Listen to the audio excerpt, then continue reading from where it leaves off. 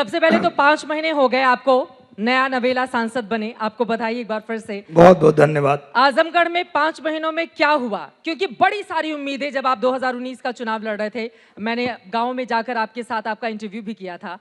5 महीने में क्या किया आजमगढ़ के लिए? मेरा आजमगढ़ बदल रहा है। मैंने कहा था चुनाव में कि अगर आजमगढ़ मुझे सेवक चुनता है तो जैसे मेरा भारत बदल रहा है वैसे आजमगढ़ भी बदलेगा।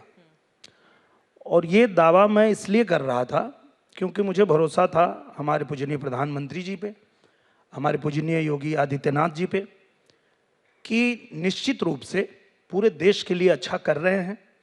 लेकिन अगर मैं वहाँ रह के और वहाँ की जो चीज़ें हैं वो सरकार तक पहुँचाऊँगा तो विशेष कृपा हो जाएगी और सब कुछ बदलेगा। तो मैं आपको बताना चाहता हूँ आज की जो 70 साल से मांग चल रही थी कि गोरखपुर को, आजमगढ़ को और बनारस को सीधे रेल मार्ग से जोड़ा जाए, वो इन 3 महीनों में हो गया।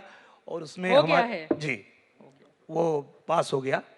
हाँ, उसके बाद आजमगढ़ में अंतरराष्ट्रीय हवाई अड्डा बन रहा है।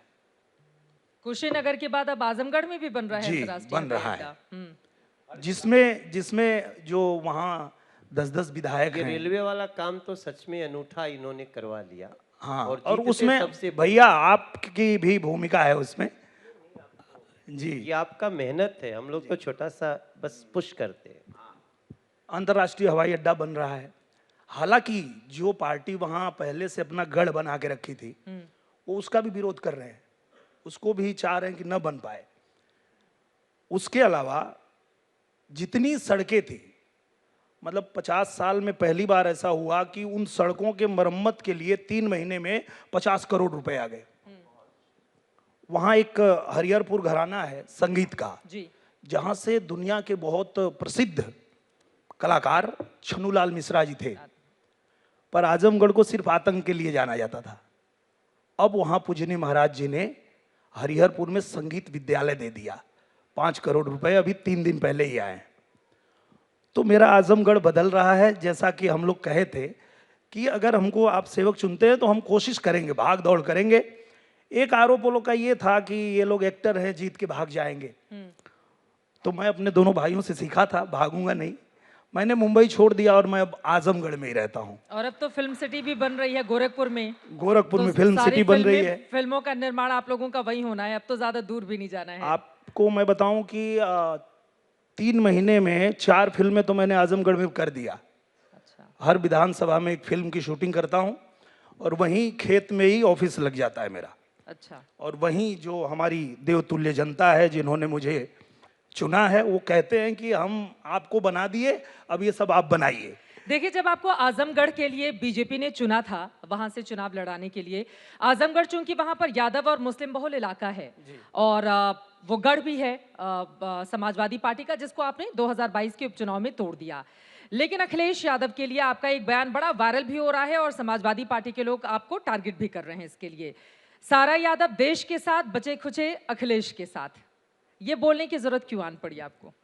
देखिए, कोई संदर्भ आता है ना तो उसमें ऐसी बातें निकलती है। मैं एक दिन मंच पे था और एक बूढ़ी माँ आई वहां पे मंच पे, वो चढ़ गई, वहां आकर के बैठ गई मेरे ही कुर्सी पे और मुझसे उन्होंने कहा कि यहाँ एक दबंग आदमी है जो 3000 रुपये मुझे पेंशन के नाम पे देके और मेरा पूरा खेत लिखवा लिया मुझसे। तो मुझे गुस्सा आ गया और मुझे गुस्सा आया तो मैंने बोलना शुरू किया वहाँ पे मंच पे, क्योंकि उसके बाद ही मुझे बोलना था।